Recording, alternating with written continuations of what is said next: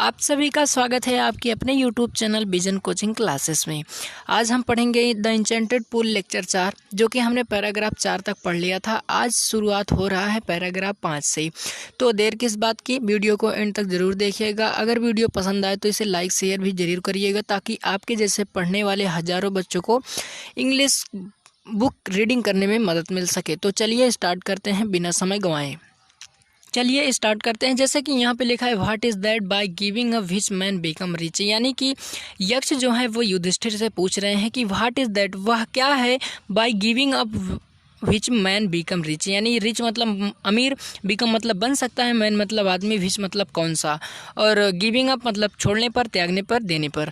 तो पूछ रहे हैं कि ऐसी कौन सी चीज़ है, वह कौन सी चीज़ है जिसका त्याग करने पर, देने पर, छोड़ने पर मनुष्य क्या बन जाता है, धनवान बन जाता है। तो बताइए वो चीज़ क्या है। चलिए हम देखते हैं आंसर। तो यहाँ पर दे रहे हैं कि डिज़ायर, डिज़ायर मतलब होती है इच्छा। If man gives up being greedy he will become wealthy. यानी कि क्या कह रहे हैं कि अगर मनुष्य लालच करना छोड़ दे तो वह क्या कर सकता है, धनवान बन सकता है, अमीर बन सकता है। आई होप आप मेरी बात को समझ रहे होंगे। चलिए आगे बढ़ते हैं।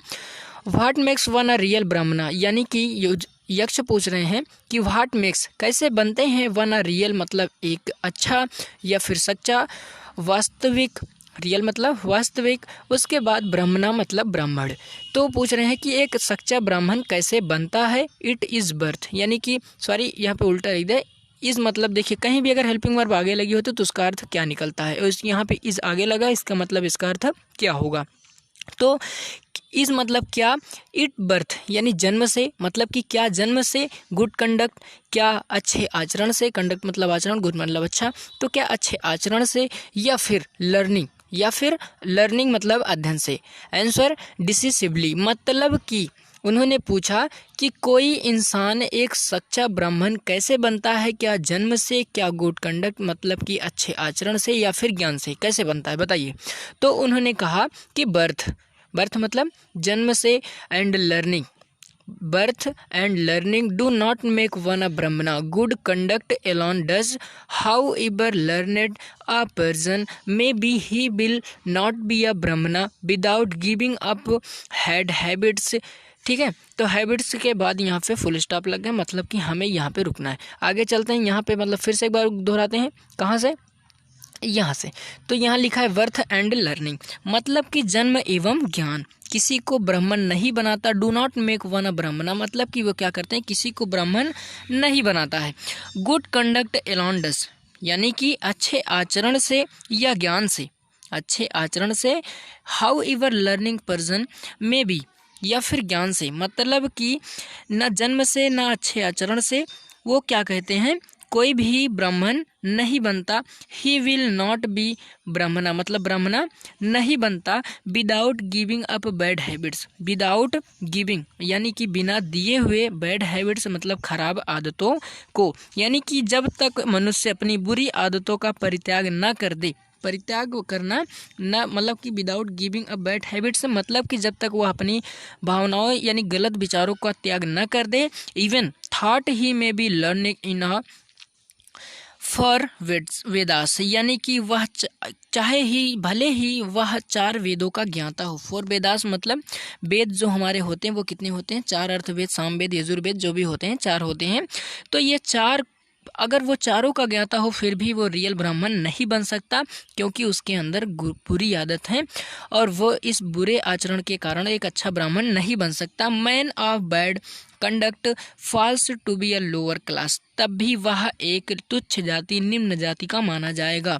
तो कहने का मतलब यह था कि जन्म एवं ज्ञान किसी को ब्राह्मण नहीं बनाते, बल्कि केवल अच्छा आचरण ही ब्राह्मण बनाता है। ठीक है, यदि व्यक्ति कितना भी ज्ञानी हो, चाहे वह चारों वेदों का भी ज्ञाता हो, जब तक अपनी बुरी आदतों का परित्याग नहीं कर देता, वह एक अच्छा इंसान मतलब कि अच्छा ब्राह्मण, रियल ब्राह्मण नहीं बन सकता। तो आई होप आप मेरी इस बात को समझ गए होंगे।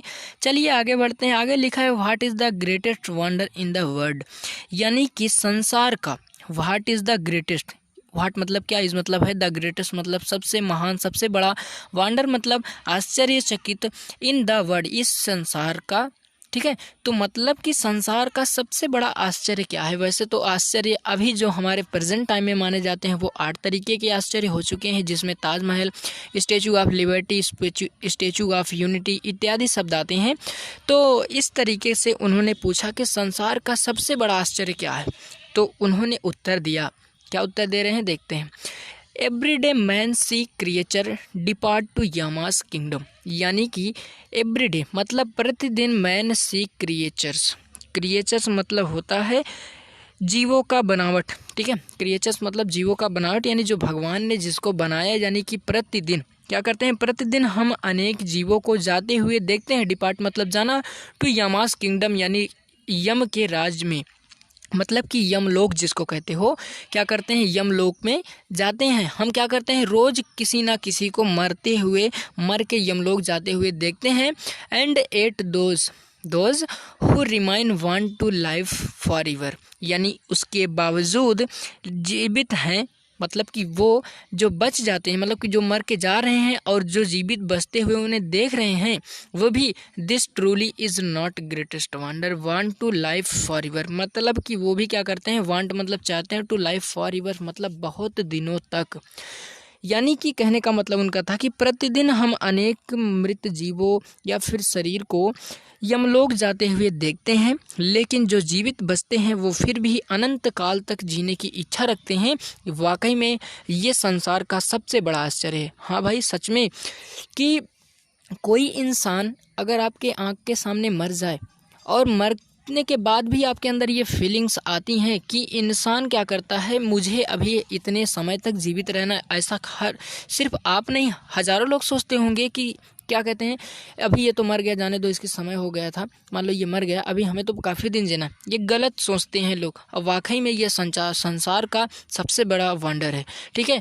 तो आई होप आप मेरी बात को समझ गए होंगे। चलिए आगे बढ़ते हैं। 10 the Yaksha put many question and Yudhishthira answered them all, यानी 10 मतलब इस प्रकार, the Yaksha put on many, यानी द यक्षा पुट मतलब पूछे, मेनी मतलब बहुत से, क्वेश्चंस मतलब प्रश्न, एंड युधिष्ठिर और युधिष्ठिर आंसर्ड मतलब आंसर दिए, देम ऑल मतलब उनके सभी प्रश्नों का।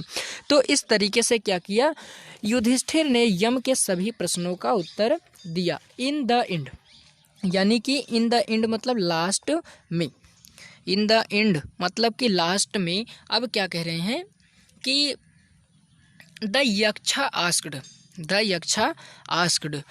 क्या किए, यक्ष ने उनसे पूछा, किससे, चलिए देखते हैं। O king, one of your dead brothers can, sorry हाँ सही है, तो can now be revived, who do you want to come back to life, मतलब कि अंत में यक्ष ने क्या किया, उनसे पूछा, किससे, यक्ष से पूछा। क्या पूछ रहे हैं कि ओ किंग, ए राजा, one of you dead brothers can you be revived, मतलब कि आप इन मरे हुए भाइयों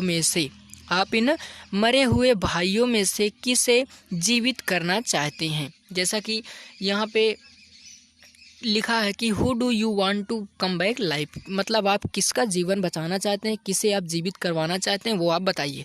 it took Yudhishthira a moment to think and then he wished that the cloud complexion, lotus eyes, broad chested and long arm Nakula, ठीक है, laying like a fallen ebony tree might arise, मतलब कि इट टूक मतलब उन्होंने लिया, Yudhishthira a moment to think, यानी सोचने के लिए कुछ समय तक लिया, मतलब कि आप ऐसा कह सकते हैं कि उन्होंने क्या किया, कुछ समय तक सोचा, एंड मतलब और, देन ही विश्ड और उन्होंने इच्छा की, दैट कि द क्लाउड कम्प्लेक्शन मतलब कि इस बादल के जैसे रंग रूप वाला, लोटस आइस मतलब कमल के जैसे आँखों वाला, मतलब कि कमल नयन, और उसके बाद बोट चेस्टेड यानी कि चौड़ी छाती वाला, एंड लॉन्ग आर्म और लंबे बाहों वाला नकुल।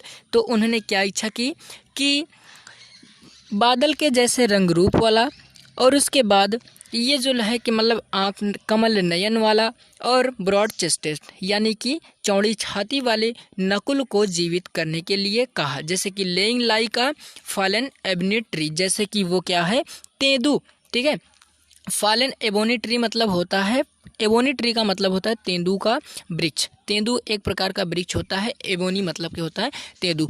तो तेंदू के वृक्ष के समान जो यहाँ पे लेटा हुआ है उसे क्या कर दीजिए आप, जीवित कर दीजिए। मतलब आप ऐसा कह सकते हैं कि युधिष्ठिर ने एक पल सोचा, तब उन्होंने इच्छा व्यक्त की कि श्याम वर्ण, कमल नयन, चौड़ा सीने वाला, लंबी भुजाओं वाले नकुल को आप क्या कर दीजिए, जीवित कर दीजिए, जो गिरे हुए तेंदू के वृक्ष के समान पड़ा हुआ है। आई होप आप इस बात को समझ गए होंगे। चलिए आगे बढ़ते हैं। आगे लिखा है द यक्षा वाज प्लीज्ड, मतलब द यक्षा, प्लीज्ड मतलब होता है प्रसन्न होना।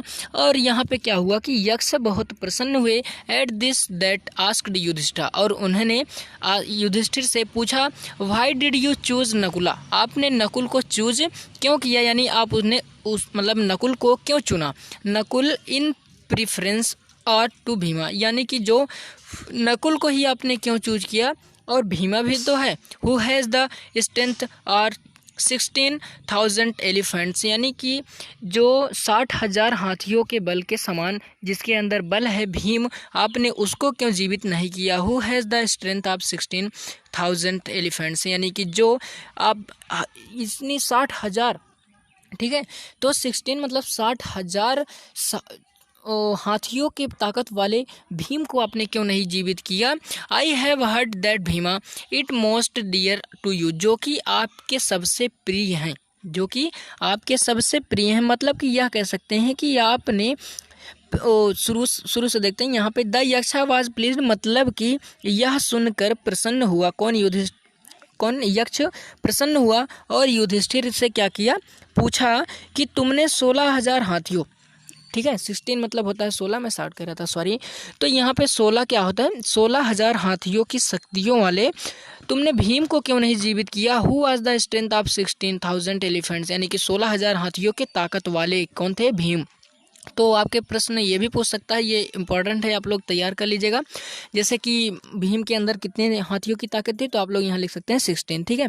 तो इस तरीके से प्रश्न भी पूछ सकता है, तो यहाँ पे आप बता सकते हैं इस तरीके से।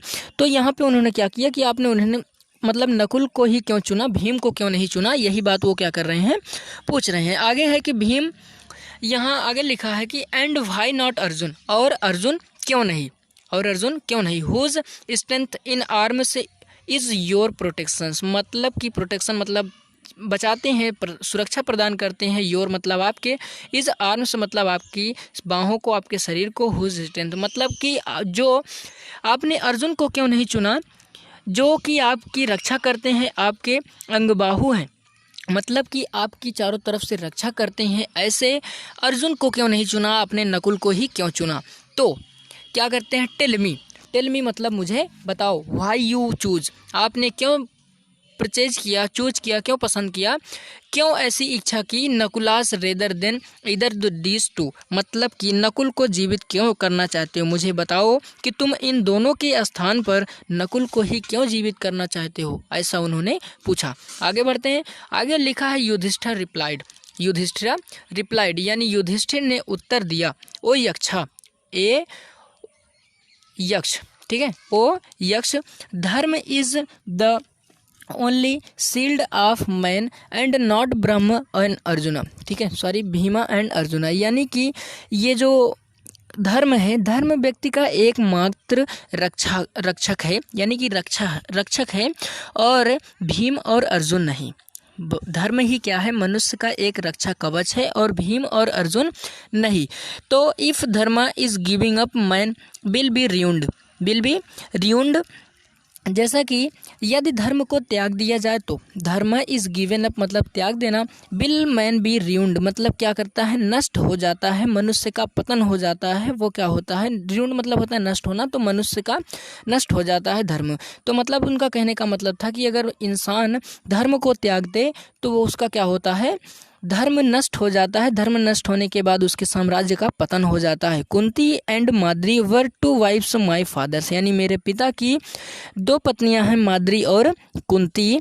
आई am alive a son of Kunti, मैं जीवित हूँ जो कि पुत्र हूँ कुंती का। And so she is not completely behaved, जैसा कि मतलब कि इज़ नॉट कम्प्लीटली मतलब कि वो अभी जीवित नहीं है कम्प्लीटली, मतलब उसे तो होता है पूर्णता, लेकिन यहाँ पे हम कह सकते हैं कि वो क्या है, निष्पक्षता नहीं है।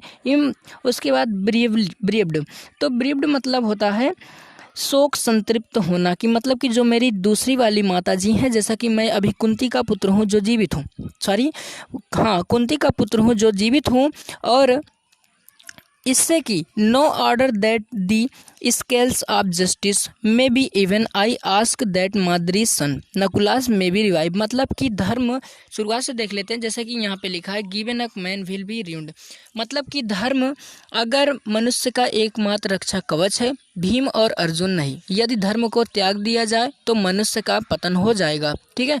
और कुंती और माद्री मेरे पिता की 2 पत्नियां थीं, जैसे कि यहाँ पे लिखा है Kunti and Madri were 2 wives of my father से, यानी कि मेरे पिता की 2 पत्नियां थीं, कुंती और माद्री। तो कुंती का मैं पुत्र हूँ जो कि मैं जीवित हूँ, और इस प्रकार वह पूर्ण रूप से असहाय नहीं है, ठीक है। तो कम्प्लीटली ब्रीव्ड मतलब वह पूर्ण रूप से असहाय नहीं है, in order that the scales of justice, और यह न्याय का तराजू में भी इवन, यानी कि संतुलित रहे, इसलिए मैंने आई आस्क, मैंने मांगा, दैट माद्री सन, यानी कि मैंने मांगा माद्री के पुत्र नकुल में रिवाइव, यानी मैं ऐसा कह सकते हैं कि यहाँ पे माद्री सन नकुलास में रिवाइव, मतलब कि मैं अपने भाई समान यानी माता समान माद्री के बेटे नकुल को जीवित करवाना चाहता हूँ, इसलिए क्या करना चाहता हूँ, उसके पुत्र को जीवित करवाना चाहता हूँ। So the Yaksha was most pleased with Yudhishthira's importantly and granted that all his brothers would come back to life, मतलब कि the Yaksha was most pleased, यानी प्लीज्ड मतलब प्रसन्न होना, मोस्ट मतलब अत्यधिक मात्रा में, विथ मतलब साथ होता है, लेकिन यहाँ पे पर कहेंगे तो युधिष्ठिर, यानी कि यहाँ पे कह सकते हैं कि जो युधिष्ठिर थे उनकी निष्पक्षता से यक्ष बहुत प्रसन्न हुआ, और उन्होंने उनके सभी भाइयों को पुनर्जीवित कर दिया। पुनर्जीवित मतलब पुनः एक बार फिर से मरे हुए उनके भाइयों को फिर से जीवित कर दिया। इट वाज यामा, यह क्या थे, यम थे, द लॉर्ड ऑफ डेथ, यानी कि मृत्यु के भगवान, who had taken the form of the यक्ष, यानी कि उन्होंने क्या किया था, यक्ष का रूप लिया था, so that he might see Yudhishthira and test him, he embraced Yudhishthira and blessed him, then he disappeared, मतलब कि वास्तव में वह यम यक्ष के कौन थे, देवता थे, उन्होंने यक्ष का रूप धारण किया हुआ था, जिससे कि वह युधिष्ठिर से मिलकर उनकी परीक्षा ले सके, टेस्ट हिज यानी कि उनकी परीक्षा ले सके। यमराज ने युधिष्ठिर को क्या किया, गले लगाया, मतलब ही एम्ब्रेडेड युधिष्ठिर, यानी उनको गले लगाया और उनको आशीर्वाद दिया, ब्लेस्ड ही मतलब उनको, ब्लेस्ड मतलब आशीर्वाद देना, तो आशीर्वाद उन्होंने उनको आशीर्वाद दिया। देन ही डिसअपॉइंटेड मतलब होता है अंतर ध्यान, अदृश्य हो